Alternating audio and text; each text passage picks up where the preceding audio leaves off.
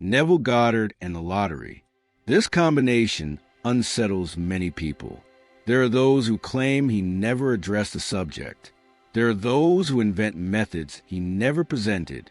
The reality: Neville documented concrete situations of disciples who amassed fortunes at racetracks and gambling venues, but not in the way you might suppose. He was not a moralist who condemned betting. He was a specialist of consciousness who dismantled the illusion of chance. And Abdullah, the Ethiopian master who mentored Neville, was even more categorical. When asked about lucky numbers, he called a person naive and explained that attempting to anticipate the future is to deny your own power to construct it. What you are about to read has no embellishments, no adjustments to please, no blending with sound frequencies or fabricated rituals. Pure Neville Goddard, extracted from the original sources. And it is possible that this will challenge everything you believe about manifestation and prosperity. If you seek magical formulas and simplistic guarantees, this is not the text for you. But if you wish to understand how consciousness truly operates, how ordinary individuals bent concrete reality to the point where betting houses erred in their favor, and why the lottery is not about fortune, but about states of consciousness, then you are in the right place. Like this content now, share it with those who need to hear it, and follow this page, because what follows will completely transform the way you perceive money, probability, and your own potential. Let us begin with the fatal mistake that ensures you keep failing. The fatal mistake of those who gamble and why you are still losing. There is a precise instant in which you lose at the lottery, and it is not when the numbers are drawn on the television screen. It is the exact second you hold the ticket with longing, with that feeling of, I hope I win this time. That word, hope, is a silent confession that you do not possess what you desire. When you hope to win, you are communicating to your own consciousness that prosperity is absent, distant, dependent on an uncertain future event you do not govern. Neville Goddard spent hours dismantling the psychological trap that keeps millions of people imprisoned in the cycle of misery disguised as entertainment. Hope is not a spiritual virtue when it comes to manifestation. It is a poison that paralyzes any possibility of genuine victory. While you wait, you postpone. And while you postpone, you perpetuate eternally the state of lack that drove you to acquire the ticket in the first place. Most people gamble from a state of barely concealed financial desperation, staring at accumulated bills and seeing in the ticket a lifeline. This rescue mentality is precisely what guarantees metaphysical defeat before the physical drawing even occurs. Neville taught that the outer world is merely a screen upon which your inner states of consciousness are projected with mathematical precision. If you purchase a ticket from the state of, I need to be saved, the external world has no other option but to reflect back the need for saving. That is, the continuation of lack. The ticket may even win minor prizes, just enough to keep you dependent on hope, but the grand prize remains eternally out of reach.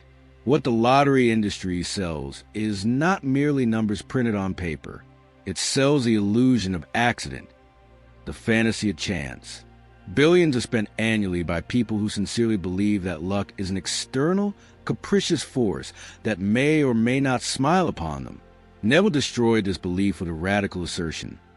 There is no luck, there is no chance, there are no secondary causes operating in the universe.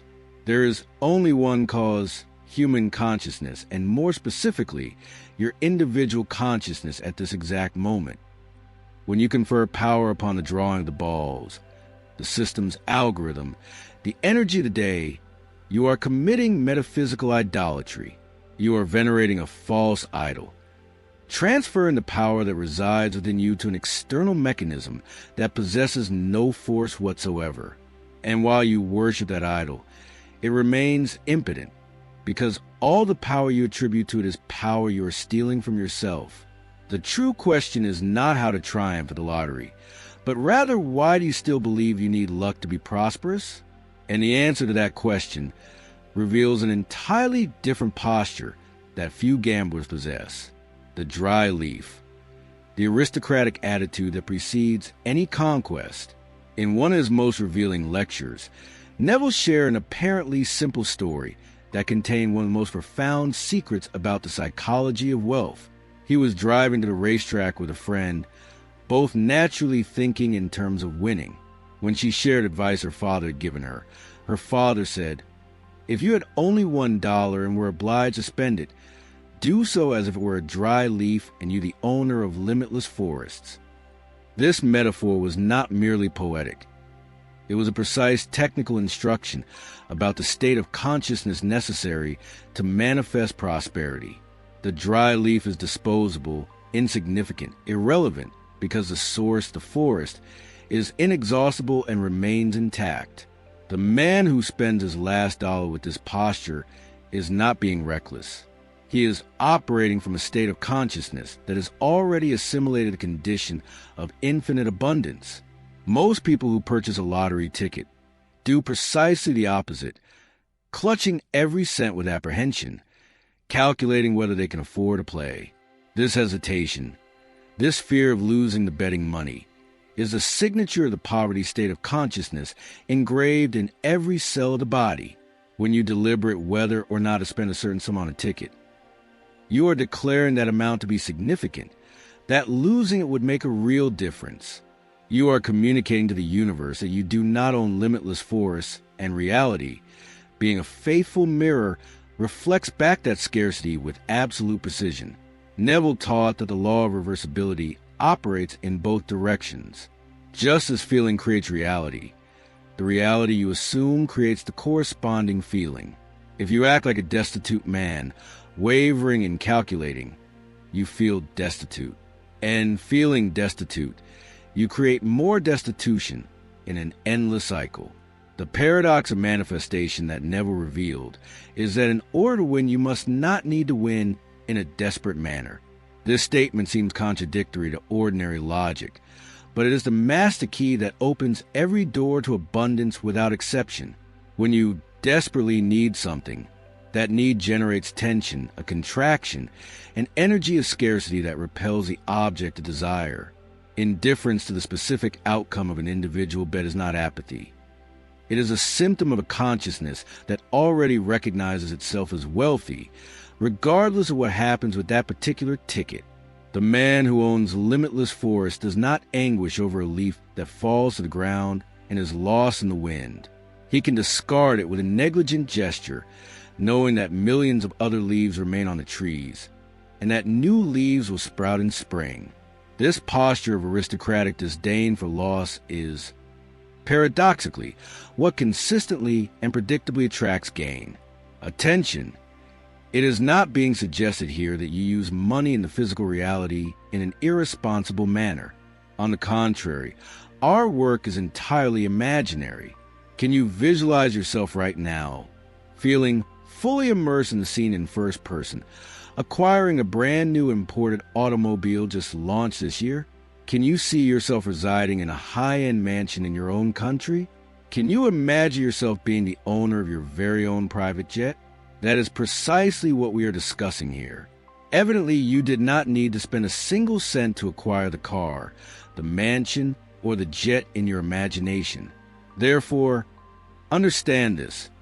The imaginary posture is one thing. The posture in the physical world is another. Imagination is the anticipation of the coming chapters of existence. Physical reality is delayed. If you inhabit this atmosphere of prosperity, when you least expect it, the concrete reality will accompany the lifestyle you experience in your mind, down to the finest details. But if the dry leaf is the correct posture, what exactly is the internal action, the specific technique that transforms this posture into verifiable material reality? The man who counted imaginary money and obtained $36,780. Neville documented one of the most technically detailed cases of manifestation through gambling that exists in all of modern spiritual literature. The protagonist was not a passive dreamer or a mystic disconnected from reality.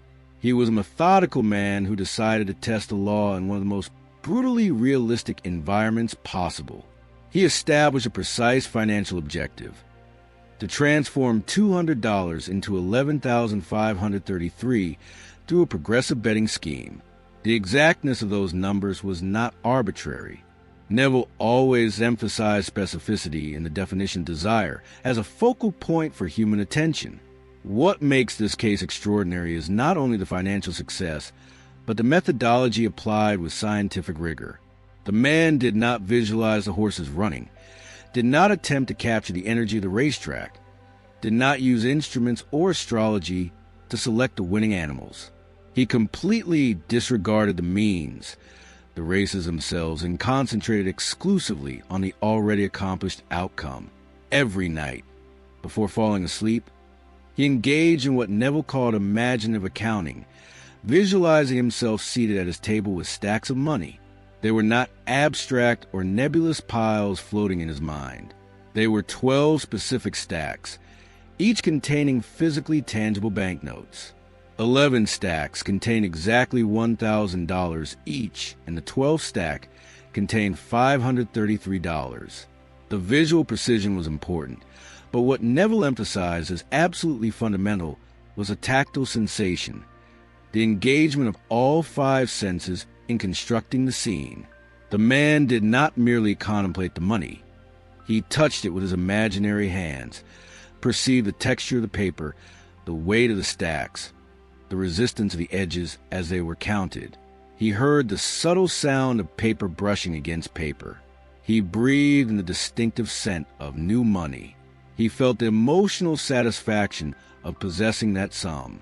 All 5 senses were enlisted to create what Neville called the tonality of reality, that quality which makes imagination feel more concrete than physical reality itself.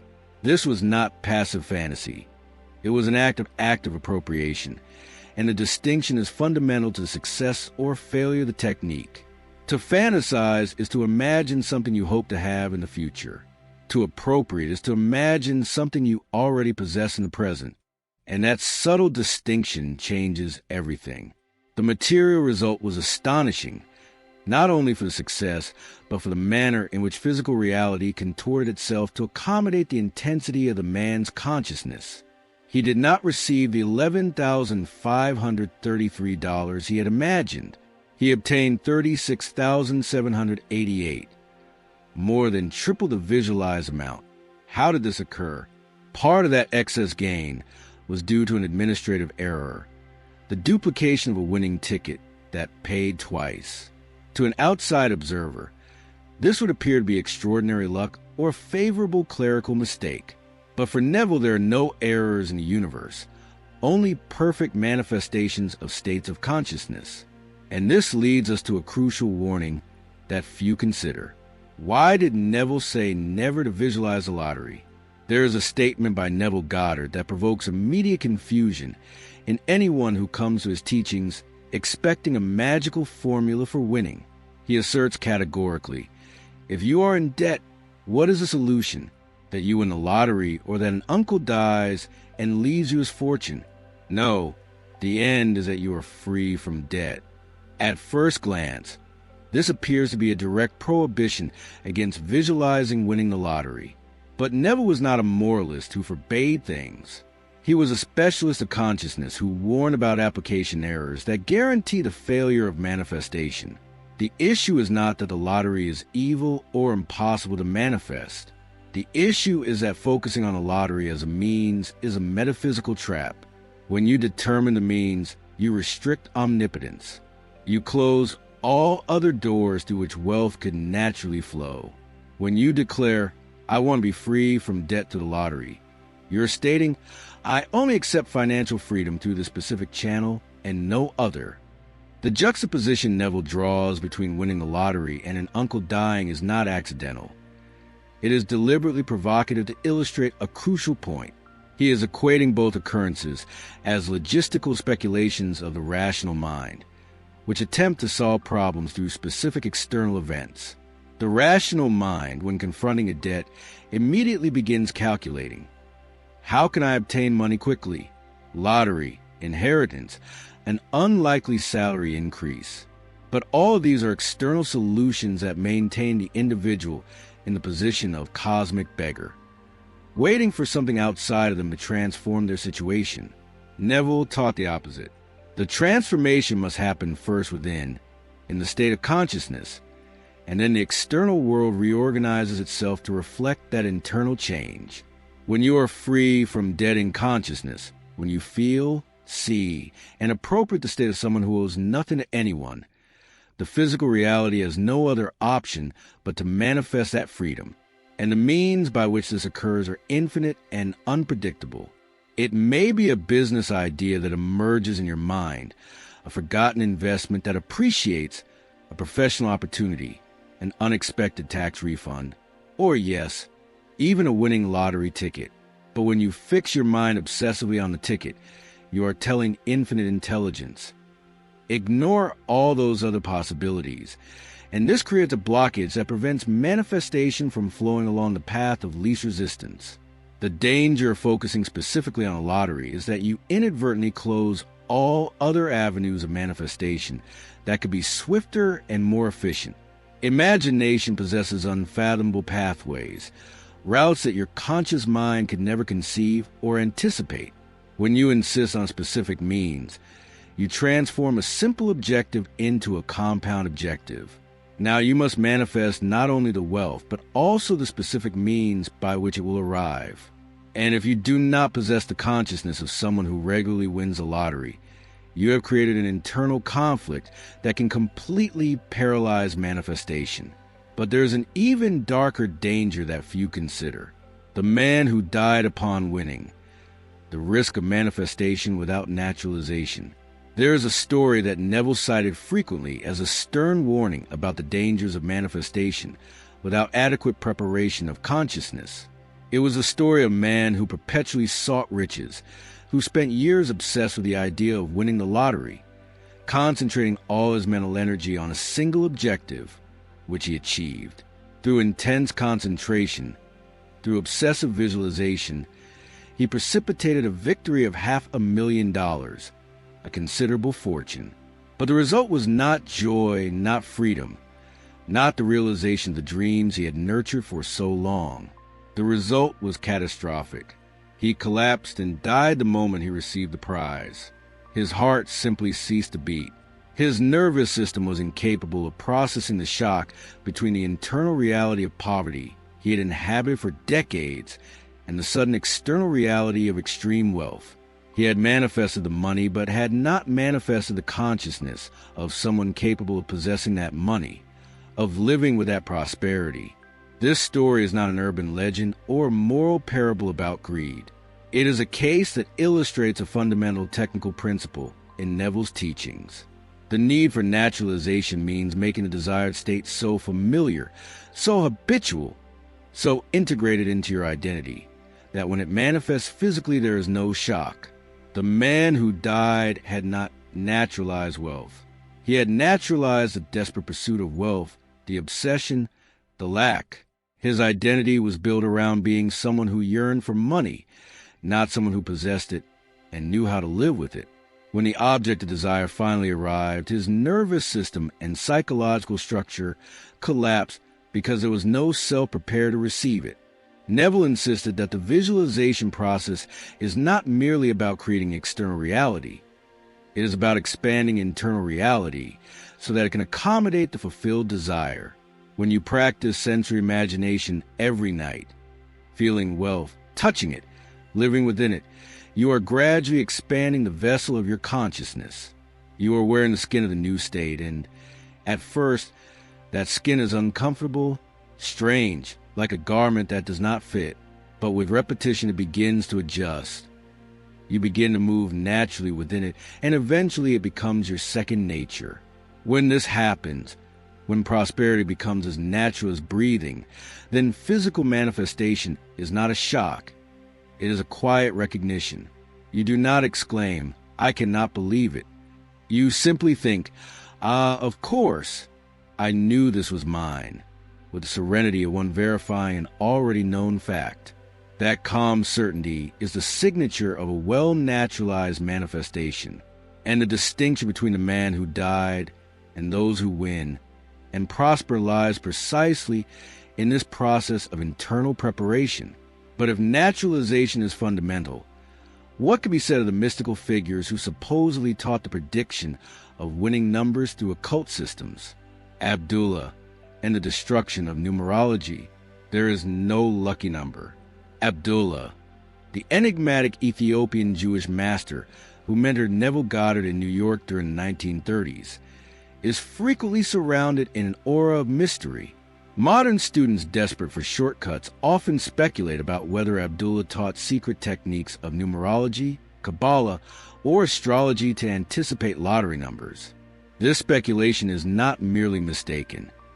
It is a complete inversion of what Abdullah actually taught about causality and creation. In a conversation reported by Neville, someone asked Abdullah about betting tips, a colloquial expression of the era.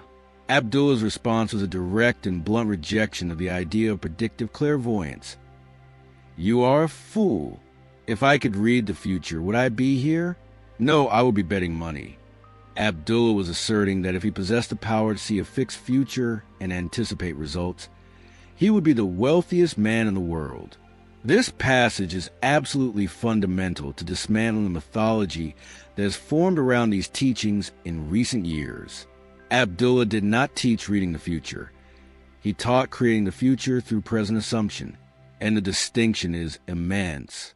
Attempting to guess lottery numbers implies that those numbers have already been determined by destiny, that they exist on some ethereal plane waiting to be discovered.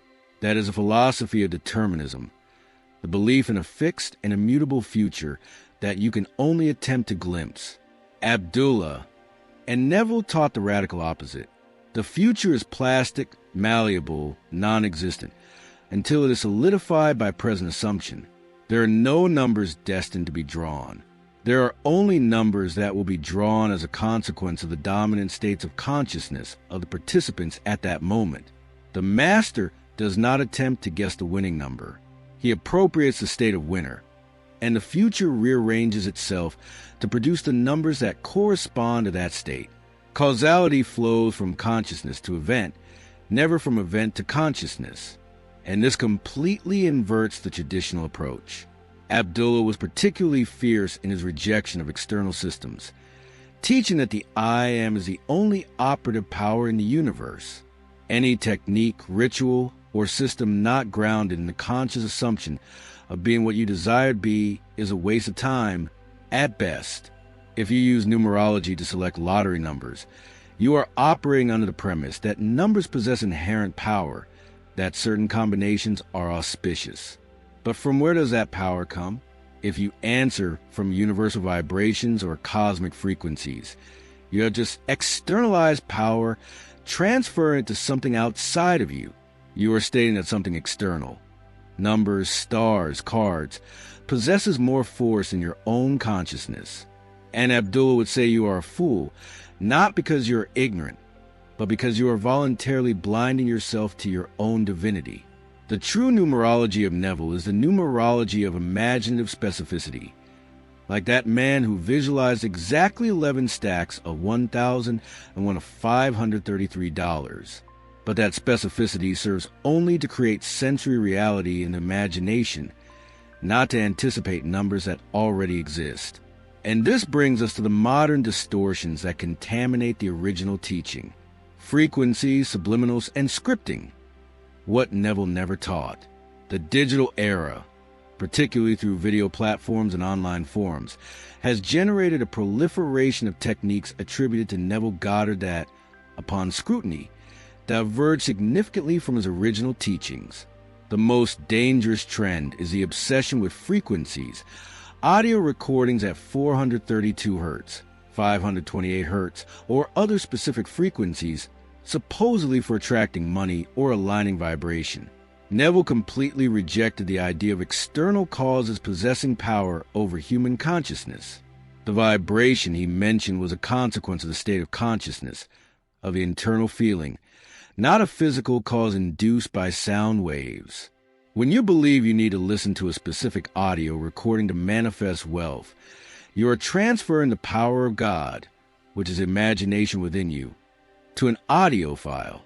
You are asserting that the sound file possesses more potency than your own consciousness.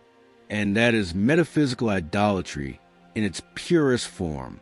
Neville was a strict monist. The I am is the only operative cause in the universe, without exceptions. Attributing power to an audio recording to unlock wealth is to deny the sovereignty of your own imagination. It is to externalize what can only emanate from within. The second modern distortion is the use of subliminals, inaudible affirmations concealed within music, to passively reprogram the subconscious while you rest or work. Neville emphasized active and conscious imagination, not the auditory passivity that characterizes the use of subliminals. The sleep-like state he taught requires focused direction of attention, deliberate control of imagination, not simply allowing an audio track to play while you engage in other activities. The efficacy that some users report may be attributed to placebo effect of faith, which Neville would admit functions, but would warn is a misdirected faith. Scripting, writing the desire repeatedly, sometimes a specific number of times as a mechanical ritual, is another technique popularly marketed as Neville's method. Although Neville spoke about writing imaginary letters or mentally reviewing received correspondence, the nuance lies in the purpose of the writing. For the modern practitioner, the act of writing is the magical ritual itself. For Neville, the writing is merely a support to reach the feeling. If someone wrote, "I won the lottery," 1,000 times yet continues to feel poor and anxious, the result is absolutely null, because the law responds to feeling, not to quantity of ink on paper. The man at the racetrack did not merely inscribe numbers. He touched the imaginary money until he perceived the texture of the paper, until his physical hands tingled with the reality of the act. Internal tactile sensoriality surpasses any external inscription, and this distinction is fundamental to understanding why so many people fail despite doing everything correctly according to modern teachings. Neville condemned vain repetition. Repeating words without feeling is precisely what the Pharisees did and what Jesus criticized. The technique must concentrate on the intensity of the imaginary scene, on the sensory richness of the internal experience, not on the volume of writing or the number of repetitions. And when we understand this, we can finally analyze real cases of partial manifestation that reveal where the technique is being applied incorrectly. For out of 6 numbers, decoding partial manifestations, there are fascinating accounts of contemporary students of Neville who apply the law to the lottery with mixed results, offering fertile ground for diagnostic analysis. A particularly instructive case involves someone who visualized conquering the grand prize, but ended up matching only 4 out of 6 numbers in 2 separate drawings. This near-miss phenomenon is common and perfectly explainable by Neville's theory. When you understand the mechanics of consciousness, the near-miss reflect a state of consciousness that accepts the possibility of winning, but still harbors a subconscious belief in statistical difficulty or a hesitation in accepting the totality of the life change. The fact of matching 4 numbers completely defies pure statistical probability, suggesting that the law was operating, but the internal image was perhaps not completely focused on the absolute outcome. There may be a residual belief in chance that still contaminates the conviction of internal causality, or the practitioner may be visualizing the moment of the drawing instead of visualizing the post-victory. When you visualize the numbers being drawn, you're focusing on the means, not the end, and this creates a subtle resistance. The bridge of incidents, the series of events connecting your current state to the desired state, was attempting to operate but encountered partial blockages. Another interesting pattern emerges in the accounts. People who win prizes in drawings they did not even know they were participating in, or in second chance drawings they had completely forgotten. A documented case describes someone who won a second chance drawing of which they had no awareness of participating. They had visualized winning but had completely released the expectation of how, and this is crucial. Had they remained obsessed with the main drawing, the disappointment of the initial loss could have canceled the manifestation entirely. But by maintaining the assumption of wealth without fixing on specific means, The law found an alternative path. This is a classic example of ignoring the means functioning perfectly in actual practice. The conscious mind was unaware of the second chance drawing, but consciousness, which is omniscient within its own universe, knew of all available possibilities. When you maintain the state of money, come to me easily, without specifying exactly how, you allow infinite intelligence to operate through pathways your rational mind would never consider. This validates Neville's maxim: unfathomable paths, routes you cannot predict or plan, but which open automatically when you occupy the correct state. The practical lesson here is that partial manifestations are not failures. They are valuable feedback about where your consciousness still harbors doubts or limitations. If you match 4 out of 6 numbers, you did not almost succeed. You demonstrated that the law is operating, but your assumption is not complete. The solution is not to try harder or visualize more frequently. The solution is to deepen naturalization, to expand the vessel of your consciousness until winning the complete prize is as natural as matching 4 numbers. And when you understand this, you can finally construct a definitive protocol that synthesizes all these principles into a coherent and applicable approach. The definitive protocol. How does a serious student apply the law to gambling? If a serious student of Neville chooses to participate in the lottery, the correct application of the law requires a rigorous protocol, completely purge of contemporary superstitions. The first directive is the total abolition of hope. You must never gamble with hope, because hope implies the absence of the desired thing. You must gamble with indifference of possession, the attitude of the dry leaf that discards the betting money without attachment. The betting money is spent knowing that the forest is infinite, that the loss of that specific amount is absolutely irrelevant to someone who already perceives themselves as the holder of limitless wealth. The second directive is the disregard of means. Although purchasing the ticket is a physical act necessary to participate in conventional gambling, imagination must not dwell on the drawing. Do not visualize the balls being extracted. Do not attempt to sense the correct numbers. Do not focus on the moment the results are announced. Imagination must reside exclusively in the post-victory, in scenes that imply wealth is already an established and ancient fact in your existence. Visualize yourself settling the final installment on your home, traveling without checking prices, donating generously, feeling the permanent financial security that permeates every decision of your daily life. The third directive is active sensory appropriation adapted to digital reality. Writing repetitively or listening to frequencies is completely insufficient for genuine manifestation. In the contemporary era, money is no longer counted in physical stacks on a table. It exists as digital numbers on the screen of your device. Therefore, imaginative accounting must be updated. You must imagine yourself opening your banking app on your smartphone, sliding your finger across the screen, beholding the robust balance in clear and sharp digits. Feel the weight of the phone in your hand. See the light of the screen illuminating your face. Mentally read each number of the balance, the millions, the hundreds of thousands, the thousands, until your physical eyes blink with the intensity of the imagined reality. The fourth directive is the absolute rejection of external causes. Any thought such as "today is my lucky day," or "the stars are aligned," must be suppressed immediately and without leniency. The only cause is the I am, your own consciousness operating at this exact moment. If the ticket wins, it is because consciousness commanded it, not because luck smiled or because some celestial body is in a particular position. You are the only operative force in your universe. And when you accept this completely, without reservations, without concessions, without seeking validation in external systems, you finally become capable of manifesting with consistency.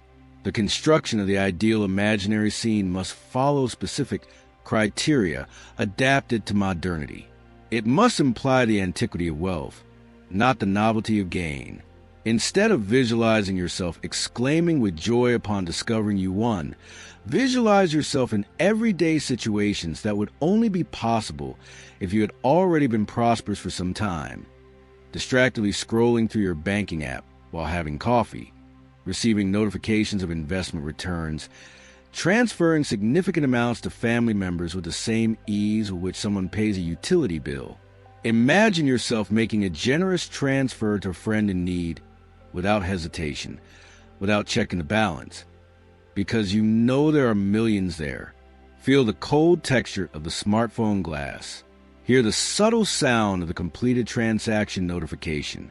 See the animation of the successful transfer. This distinction between momentary euphoria and established possession is subtle, but makes all the difference between a manifestation that rattles the nervous system and one that flows naturally. And when you master these four directives adapted to contemporary digital reality, you finally understand that the lottery is merely one state among infinite others. No more arduous to manifest than any other form of wealth that already exists as luminous pixels awaiting to be recognized as yours. You are the ticket. The true bet is not against the house. The lottery, for Neville Goddard, is merely one state among infinite others available in human consciousness at every instant. It is not special. It is no more difficult to manifest than a complimentary coffee or a parking space, and it requires no different rituals or secret techniques. The only genuine obstacle is a collective human belief in statistical probabilities, that voice saying 1 in 14 million, as if those numbers possess their own power. But those probabilities are relevant only to those who believe the physical world possesses its own causality, to those who have not yet awakened to the fact that consciousness is the only operative cause. The student who transcends his belief through the discipline of imagination is not beating the odds. He is dissolving the odds, revealing them as the illusion they have always been. The prison bars exist only because the prisoner believes in them, and the moment he recognizes that the bars are made of his own belief, they vanish. You are not competing against the house, against the system, against mathematics. You are competing against your own doubts and self-imposed limitations. The true bet is internal, not external. And the prize is not money. The prize is mastery over your own mind. When you finally understand that you are the ticket, that your consciousness is the only passport necessary for any reality, something fundamental shifts. You cease seeking validation in external systems. You stop requesting permission from the universe. You stop waiting for chance to intervene. You recognize that the physical ticket is merely a shadow, a stage prop that materializes after the internal confirmation. The paper you hold in your hand has no power whatsoever. All power resides in the state of consciousness you occupy while holding that paper.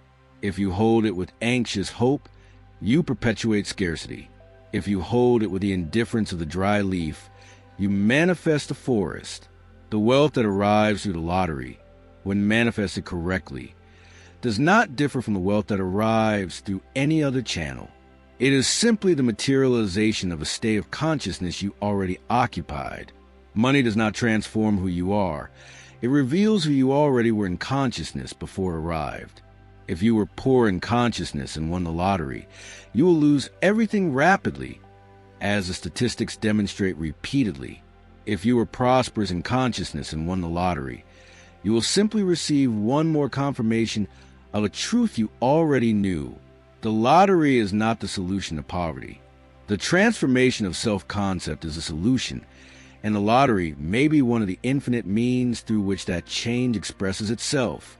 Neville devoted his life to teaching that the true divine promise to the human being is not material wealth, but mastery over states of consciousness. Winning the lottery is secondary.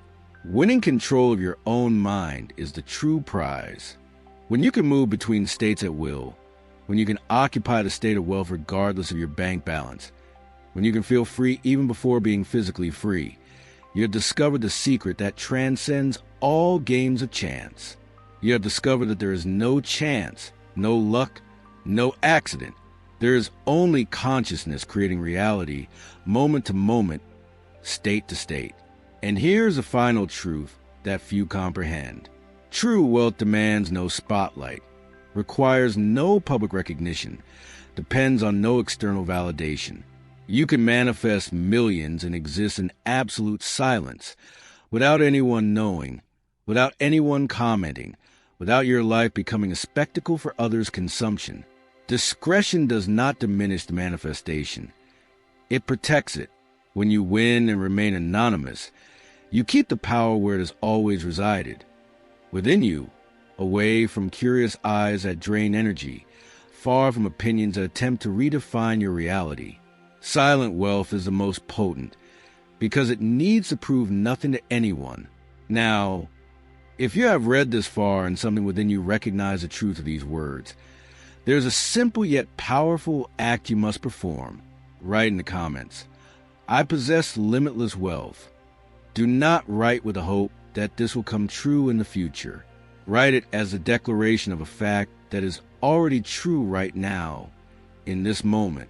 When you type those words and publish them, you are doing more than leaving a comment. You are making a public declaration to your own subconscious. You are driving a stake into the ground of your new identity. The act of writing and publishing creates a bridge between the internal thought and the external expression. And that bridge is the first step of materialization. Your subconscious does not distinguish between what is real and what is imagined. It only responds to what you declare with conviction. By writing those words, you are training your mind to assimilate that identity as a consummated fact.